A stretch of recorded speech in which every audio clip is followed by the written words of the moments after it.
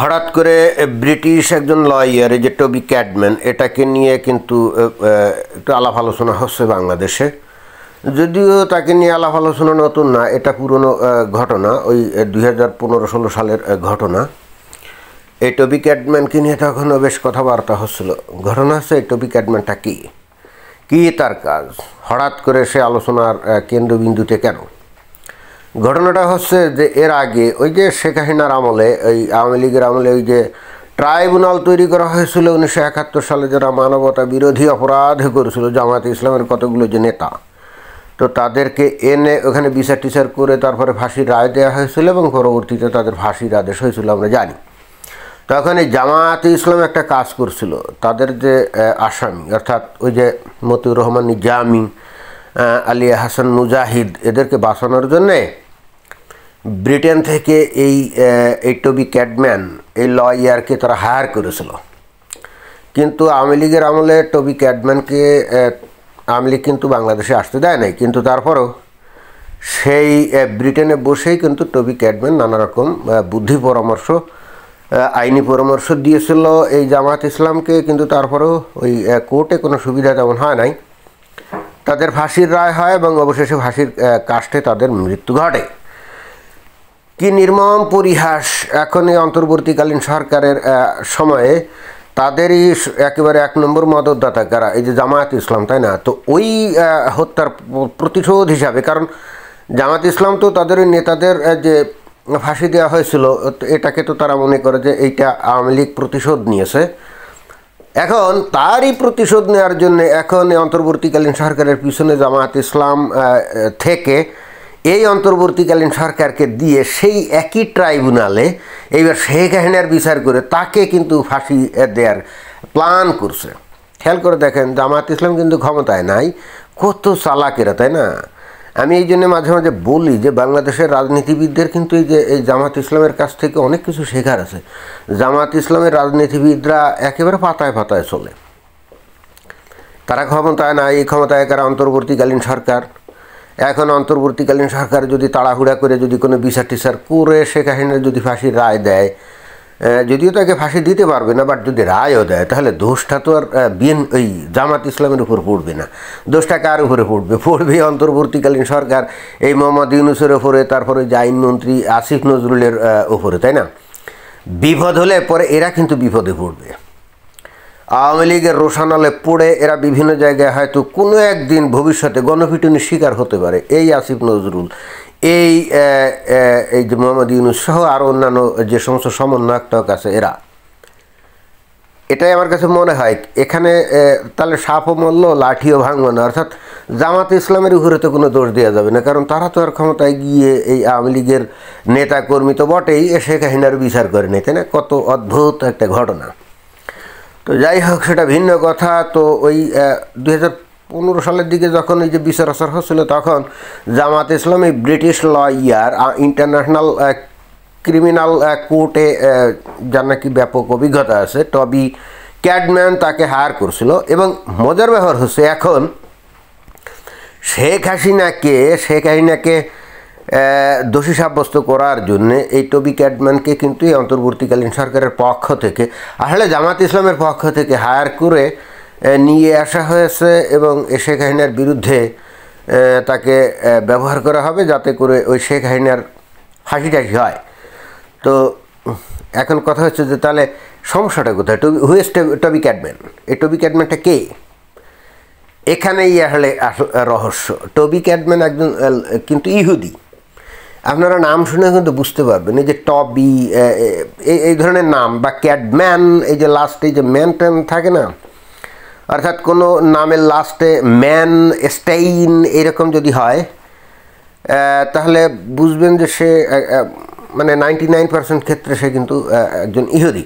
তো এই টবি ক্যাডম্যানের নামটা আমি যখন শুনলাম, আমি তখনই খটকা লাগলো। ঘটনা কি, জামাত ইসলামকে হায়ার করছে, জামাত ইসলাম হায়ার করছে, এবং নামটা শুনে আমার কাছে খটকা লাগলো তো একজন ইহুদি হবে। পরে অবশ্য আমি একটু তথ্য তালাশ করলাম, মানে নিশ্চিত হওয়ার জন্য, একেবারে 100% নিশ্চিত হতে হবে। যদিও আমি নাম দেখেই নিশ্চিত ছিলাম 100% যে একজন ইহুদি ছাড়া আর কিছুই না।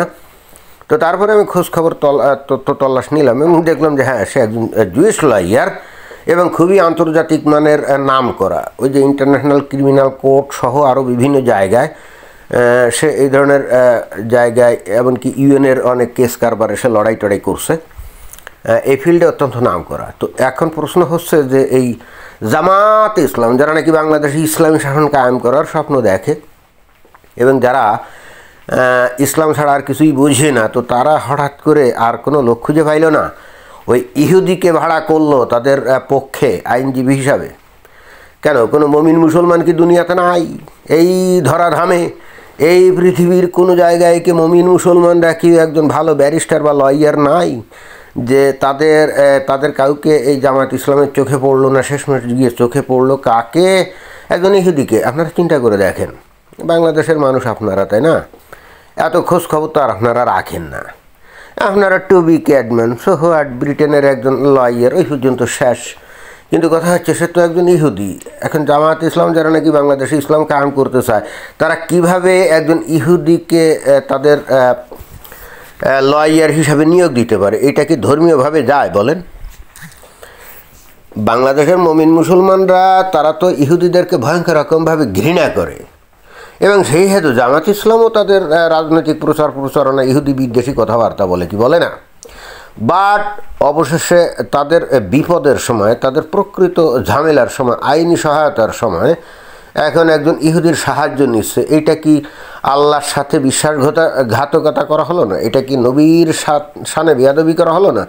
নবীর সাথে কি বেয়াদবি করা হলো না?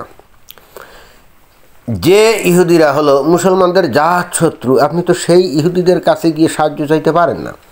তাহলে তো আল্লাহর আরশ কেঁপে উঠবে, তাই না? অলরেডি উঠেছে। যখনই জামায়াত ইসলাম এই টবি ক্যাডম্যানের কাছে গেছে, তখনই তো আল্লাহর আরশ কেঁপে উঠেছে, এবং তখনই আল্লাহর লানত তাদের উপর বর্ষিত হয়েছে। আমার এরকমই ধারণা। তো টবি ক্যাডম্যান সম্পর্কে আমি একটু তথ্য তালাশ করতে গিয়ে একটু খোঁজখবর নিলাম। তো সেখানে একটা যে ইনফরমেশন আমি পেলাম, এবং যেটা নাকি বাংলাদেশের যে বিডি নিউজ 24 আছে না, বিডি নিউজ 24 এরকম কী জানি আছে, এই এদেরই ওয়েবসাইটে 2015 সালেই কিন্তু এই নিবন্ধটা তারা প্রকাশ করেছিল। তো সেখানে কি লিখছে, first it was Jamaat who appointed one Jewish attorney, Toby Cadman, to campaign against the trial of their senior leaders for their crimes against humanity and war crimes in 1971 by the International Crimes Tribunal. For this, they put together a fund of a few million US dollars and campaigned through Toby Cadman's firm and himself in person. তাহলে এখানে কি লিখছে যে এটা জামাত ইসলামী তো একজন ইহুদি lawyer অর্থাৎ আইনজীবী টবি ক্যাডম্যানকে নিয়োগ দিয়েছিল কিসের জন্য? যে তাদের নেতাদেরকে বাঁচানোর জন্য, তাই না? অর্থাৎ তাদের নেতারা 1971 সালে যে মানবতা বিরোধী অপরাধ করছিল, এবং এই সমস্ত যে অপরাধের যে বিচার হচ্ছিল ইন্টারন্যাশনাল ক্রিমিনাল ট্রাইব্যুনাল কোর্টে, তো এর এগেনস্টে বাঁচানোর জন্যে টবি ক্যাডম্যানকে নিয়োগ দিয়েছিল। এবং এর জন্য কী করছিল, কয়েক মিলিয়ন ডলার অলরেডি তাকে কিন্তু ফিও দেওয়া লাগছিল তার ফার্মকে, এবং তার নিজেকে কিন্তু ফিও দেওয়া লাগছিল। এবং এই একই টবি ক্যাডম্যানকে আবার কিন্তু শেখ হাসিনার এগেনস্টে আইনি সহযোগিতা দেওয়ার জন্য নাকি এখন বাংলাদেশেই নিয়ে আসা হয়েছে। তো এটা তো বললাম না, মমিন মুসলমান এর দেশে কেন ইহুদি আসবে, এসে তাও আবার বিচার আচার কাজে নিযুক্ত হবে? মমিন মুসলমানদের মধ্যে কি যোগ্য কোনো ব্যক্তি নাই নাকি? তারা কি নিজেদেরকে এই লেভেলে তুলতে পারে নাই? তাদের কি এই ধরনের শিক্ষা দীক্ষা যোগ্যতা কোনো কিছুই নাই? দিন শেষে তারা আবারও সেই ইহুদিদেরই শরণাপন্ন হয়, আবার তাদেরই অভিশাপ দেয়, তাদের ঘৃণা করে, তাদের বিরুদ্ধে সারাক্ষণ জিহাদ জারি করে রাখে। আমি তো বুঝলাম না এখানে এই যে দ্বিচারিতা, এই যে স্ববিরোধিতা, সাধারণ মুমিন মুসলমানের অজ্ঞতার সুযোগে এই যে ভিতরে ভিতরে এই যে দ্বিচারিতাগুলো করে যায়, এটার আসলে মাহাত্ম্য কী? মুমিন মুসলমান যারা সাধারণ, তারা কবে সচেতন হবে? কবে তারা প্রকৃত অবস্থা বুঝবে? এই দুনিয়াতে টিকে থাকতে গেলে তারা কবে বুঝবে যে এখানে যারা নাকি যোগ্যতম তারাই টিকে থাকে, যারা নাকি কোয়ালিফাইড তারাই টিকে থাকে? এখানে আল্লাহ বিল্লাহ করে আসলে কোনো ফায়দা নেই। আল্লাহ কখনোই কাউকে রক্ষা করার জন্য এগিয়ে আসে না, এ ধরনের কোনো রেকর্ড এই দুনিয়াতে কোথাও নাই। এই জামাত ইসলামের এই যে ঘটনা, এটাই তো সেটাই প্রমাণ করে, তাই না? দিন শেষে তারা এমনি রাজনৈতিক অঙ্গনে সারাদিন রাত বছরের পর বছর এবং সর্বক্ষণ ইহুদিদের বিরুদ্ধে বিষোদ্গার করবে, বাট যখন প্রকৃত বিপদে পড়বে তখন ইহুদিদের কাছে গিয়ে জীবন বাঁচানোর জন্য সহযোগিতা চাইবে। এখন সাধারণ মুমিন মুসলমানরা আপনারাই বিচার করেন যে এটাকে আপনারা কি বলে আখ্যায়িত করবেন। বিচারের ভার আপনাদের ওপর। ধন্যবাদ।